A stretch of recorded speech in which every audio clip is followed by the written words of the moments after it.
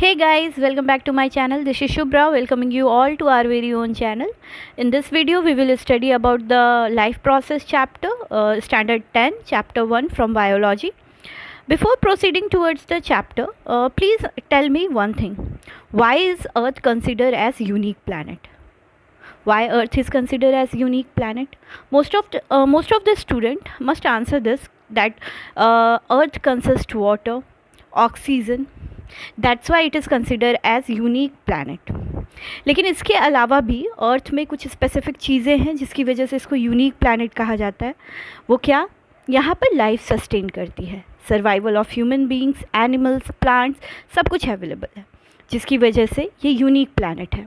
सिर्फ ऐसा नहीं कि लिविंग ऑर्गेनिज्म ही हमारे अर्थ प्लानट पे एग्जिस्ट कर रहे हैं, नॉन लिविंग थिंग भी यहाँ पर एग्जिस्ट कर रहे हैं. तो इस चैप्टर में हम सबसे पहले इंट्रोडक्टरी पार्ट देखने वाले हैं जहाँ पर एक क्वेश्चन पूछा ही गया है आपके एनसीईआरटी बुक में. वो ये, how do we tell the difference between what is alive and what is not alive. कैसे आप कह सकते हो कि कुछ चीज़ें जीवित है और कुछ अजीवित है, ठीक है, नॉट अलाइव है.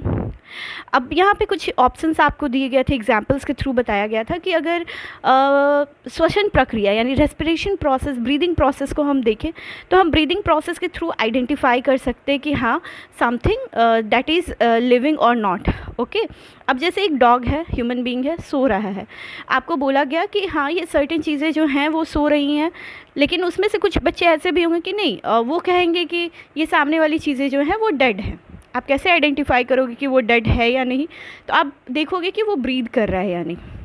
तो ये ब्रीदिंग एक ऐसा कॉमन फेनोमेना है जिसके थ्रू हम आइडेंटिफाई कर सकते हैं कि चीज़ें जो हैं वो जीवित हैं या अजीवित हैं.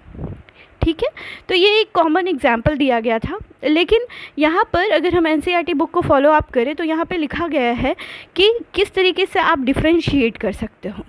Living things are complex organisation of molecules which perform certain life process. Living thing हम जानते हैं कि हम सब क्या है, कॉम्प्लेक्स ऑर्गेनाइजेशन है. सिंपल तो हम बिल्कुल भी नहीं है, जिसकी वजह से हमारे कॉम्प्लेक्सिटी की वजह से ही हमें मल्टी सेलुलर ऑर्गेनिज्म के कैटेगरी में भी रखा गया है, राइट. अब मल्टी सेलुलर ऑर्गेनिज्म होने के साथ ही साथ हम कई सारे परफॉर्मेंस भी करते हैं अपने बॉडी को, सेलुलर एक्टिविटीज़ परफॉर्म करते हैं जिसमें कि ग्रोथ हो गया. ग्रोथ कर रहे हो आप, छोटे थे, छोटे से धीरे धीरे क्या कर रहे हो, ग्रोथ करके बड़े हो रहे हो, फिजिकली भी मेंटली भी. मेटाबॉलिक एक्टिविटीज़ होती है जिसमें कैटाबॉलिज्म और एनाबॉलिज्म को हम परफॉर्म करते हैं. रिप्रोडक्शन होता है जहाँ पे हम न्यूवन को रिप्रोड्यूस करते हैं. इसके अलावा भी कई सारी चीज़ें हैं, एक्सक्रीशन हो गया, ट्रांसपोर्टेशन हो गया, न्यूट्रिशन हो गया, रेस्पिरेशन हो गया. और together whenever we perform all these activities they all are consider as life process. अपने बॉडी को मेंटेन करने के लिए हम कुछ एक्टिविटीज़ को परफॉर्म करते हैं, और वो सारी एक्टिविटीज़ क्या क्या है, तो न्यूट्रिशन हो गया, ट्रांसपोर्टेशन हो गया, respiration, excretion, reproduction and metabolism. और जब ये सारी एक्टिविटीज़ हमारी बॉडी परफॉर्म कर रही है then that process is consider as life process. I hope कि ये क्लियर हो गया होगा. अब वन बाय वन हम इन सारे एक्टिविटीज़ को देखते हैं जो हमारी बॉडी परफॉर्म करती है. Very first, nutrition. न्यूट्रिशन क्या है? Nutrition is a process by which an organism takes food and utilize it to get energy for growth, repair, maintenance, etc. and then excreting the waste material from the body. Common language में समझें nutrition क्या है. तो आप जानते हो कि किसी भी एक्टिविटी को परफॉर्म करने के लिए सबसे इम्पॉर्टेंट चीज़ जो है वो क्या है आपके लिए? Food, right. आप कोई भी एक्टिविटी परफॉर्म करने के लिए आपको फूड चाहिए. अब आप में से कुछ बच्चे सोचेंगे कि फ़ूड क्यों? तो फूड जब आप लेते होगे तो फूड लेने से आपको क्या मिल रही है? आपके बॉडी में एनर्जी मिल रही है, राइट. एनर्जी मिल रही है. इसी एनर्जी के हेल्प से आप कई सारे फंक्शंस को परफॉर्म कर रहे हो, जैसे ग्रोथ हो गया आपका, आपके बॉडी में रिपेयर, जैसे आपके सेल रप्चर हो गए तो वो धीरे धीरे खुद ही रिपेयर हो जाते. तो ये सारा मेंटेनेंस वर्क किसके थ्रू हो रहा है? तो सबसे पहले फूड से जो एनर्जी मिल रही है, जो न्यूट्रिशन हमें मिल रहा है, उसके थ्रू हो रहा है ये सारे functions. The material which provide nutrition. अब हमें ये न्यूट्रिशन कहाँ से मिल रहा है? तो सिंपल सा आंसर होगा कि मैम हाँ, फूड से मिल रहा है. फूड से हमें क्या मिल रहा है? न्यूट्रिशन मिल रहा है. अब ये न्यूट्रिशन को अगर हम थोड़ा सा डिटेल में देखें तो देखोगे कि ये न्यूट्रिशन हमारे बॉडी को न्यूट्रिएंट्स के थ्रू मिल रहा है. आप बचपन में पढ़े होंगे न्यूट्रिएंट्स के बारे में, carbohydrate, fat, vitamin, minerals, protein, they all are consider as nutrients. तो आप फूड खाते हो तो इन सारे न्यूट्रिएंट्स को ईट करते हो या नहीं करते हो? करते हो, बिल्कुल करते हो। तो इन्हीं सारे न्यूट्रिएंट्स से हमारे बॉडी को एनर्जी मिलती है और उस एनर्जी की हेल्प से हम इन सारे फंक्शंस को क्या कर रहे हैं? परफॉर्म कर रहे हैं। इसी को हम आगे पढ़ेंगे। नेक्स्ट वीडियो जो अपलोड होगी उसमें आप डिटेल स्टडी करोगे न्यूट्रिशन के बारे में कि न्यूट्रिशन क्या है।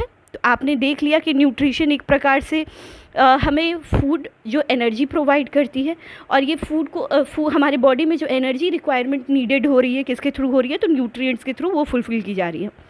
आगे हम मोड ऑफ न्यूट्रिशन को स्टडी करेंगे, जहाँ पे heterotrophic mode of nutrition and autotrophic mode of nutrition होगा। हेट्रोट्रॉपिक यानी जो कि दूसरों पे डिपेंड करते हैं न्यूट्रिशन के लिए। तो कौन कौन से हैं? एनिमल्स हैं, ह्यूमंस हैं। एंड ऑटोट्रॉपिक न्यूट्रिशन जो कि ऑटो मीन्स सेल्फ, जो अपना न्यूट्रिशन खुद ही बनाते हैं। तो कौन है? One and only plants. Plants अपना न्यूट्रिशन अपना फोटोसिंथेसिस प्रोसेस के थ्रू अपना फूड प्रिपेयर करते हैं, उससे जो उनको एनर्जी मिलती है वो अपने फंक्शनिंग करते रहते हैं। और हम एनिमल्स और ह्यूमन बींग्स जो है इस प्लांट पे डिपेंड करते हैं, राइट। उन्हीं से हम हमारा न्यूट्रिशन इनटेक करते हैं, राइट। आई होप कि ये क्लियर होगा। अगर डाउट होगा तो कमेंट करके आप अपने डाउट्स को क्लियर कर सकते हो। नेक्स्ट हमारा लाइफ प्रोसेस एक्टिविटीज़ जो है वो है रेस्पिरेशन। रेस्पिरेशन यानी कि सिंपल लैंग्वेज में ब्रेक डाउन ऑफ न्यूट्रिएंट्स। आपने अभी थोड़ी देर पहले देखा न्यूट्रिएंट्स क्या था?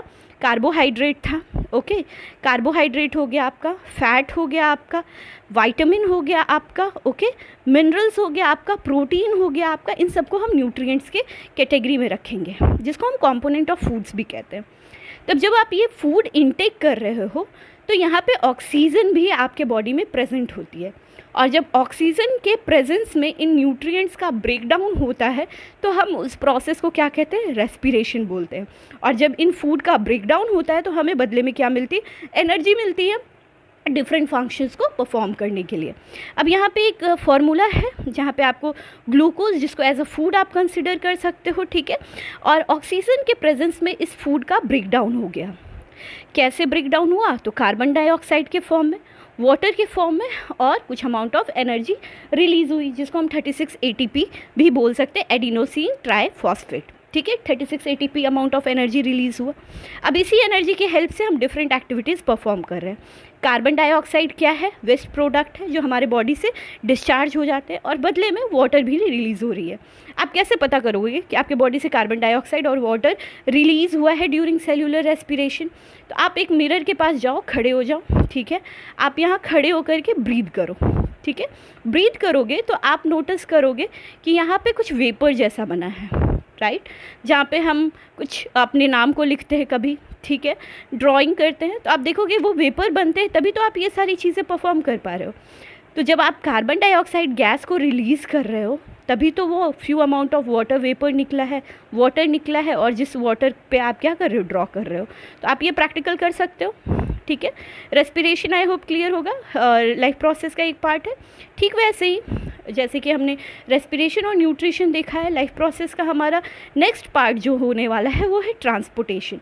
ट्रांसपोर्टेशन का मतलब क्या है? Travelling from one place to other place with certain mode चाहिए होगा आपको ट्रांसपोर्टेशन का, राइट।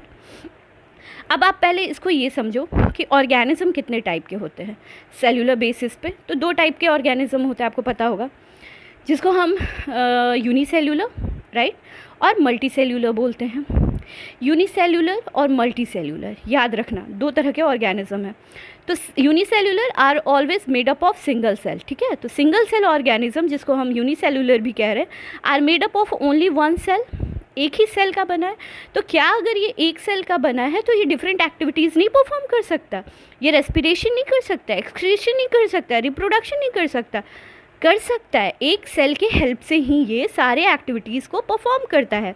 वही बात हमारा एनसीईआरटी भी कह रहा है कि single cell organism are made up of only 1 cell to perform all the activities in the bodies. एक ही सेल के हेल्प से ये सारे एक्टिविटीज़ को परफॉर्म करता है।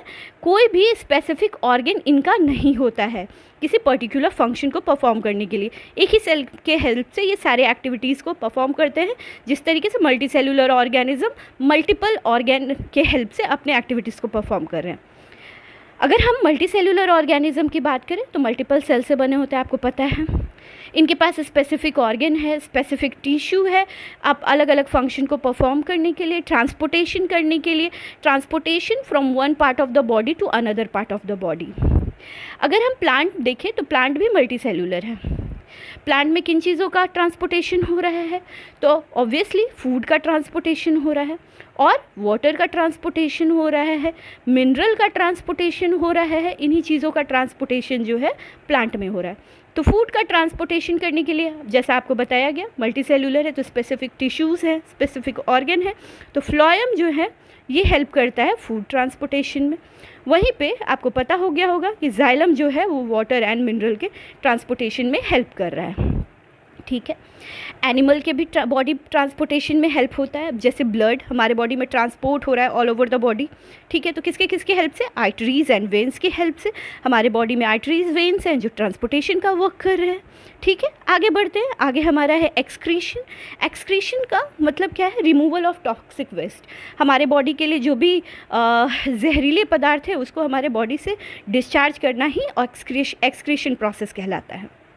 तो वही बात यहाँ पे कही गई है, रिमूवल ऑफ टॉक्सिक वेस्ट, जहरीले पदार्थ, पॉइजनस पदार्थ को जब हम अपने बॉडी से डिस्कार्ड करते हैं तो उसे हम एक्सक्रीशन कहते हैं।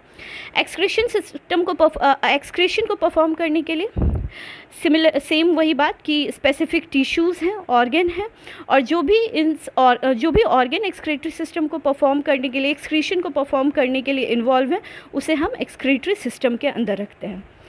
अब क्या है? किडनी।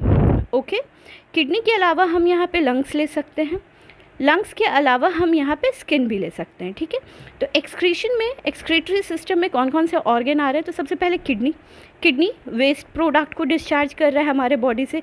लंग्स जो है वो कार्बन डाइऑक्साइड को डिस्चार्ज कर रहा है, जो कि एज अ वेस्ट प्रोडक्ट हमारे बॉडी में सेलुलर रेस्पिरेशन के टाइम पे फॉर्म हुआ था। स्किन में हमारे स्वेट ग्लैंड प्रेजेंट होते हैं, जो कि स्वेट को रिलीज़ करने में, बाहर की ओर रिलीज़ करने में हेल्प करता है, क्योंकि sweat is also consider as waste product of our body. I hope कि एक्सक्रीशन आपको क्लियर हो गया होगा। अब यहाँ पे आपको सेक्सुअल रिप्रोडक्शन का एक डायग्राम नज़र आ रहा होगा। इतने सारे फंक्शंस को बॉडी हमारी परफॉर्म तो कर ही रही है, इसके अलावा रिप्रोडक्शन प्रोसेस भी हमारे बॉडी में परफॉर्म होता है, not only in human beings, animals, but also in plants. Reproduction process is performed. अब देख रहे होगे यहाँ एक डायग्राम के थ्रू आपको समझाने की कोशिश की गई है। सीड है, ओके, सीड को जब आप मिट्टी में सो करोगे, young plant, after some time that young plant become mature plant, and mature plant start blooming flower, and after some time that flower start blooming fruits आना शुरू होंगे, और fruits में क्या होंगे? seeds होंगे, and again ये process क्या हो गया? repeat cyclic manner में होंगी। अब आया सेक्सुअल रिप्रोडक्शन ह्यूमन बींग्स में।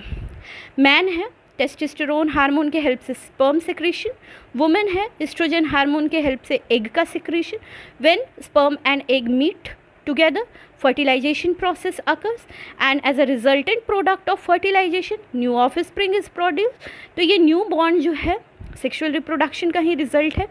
तो ये सारे फैक्टर्स, ये सारी चीज़ें जो हैं वो ह्यूमन बीइंग परफॉर्म कर रहा है अपने लाइफ प्रोसेस को मेंटेन करने के लिए, राइट। आई होप कि ये इंट्रोडक्टरी पार्ट लाइफ प्रोसेस का आपको क्लियर हो गया होगा। अगर किसी भी पार्ट में आपको डाउट है तो प्लीज़ कमेंट में, एंड अगर आपका डाउट थोड़ा बहुत भी क्लियर हुआ है तो please do like, share and subscribe and shower all your loves towards my channel. Thank you everyone, thank you for watching this video.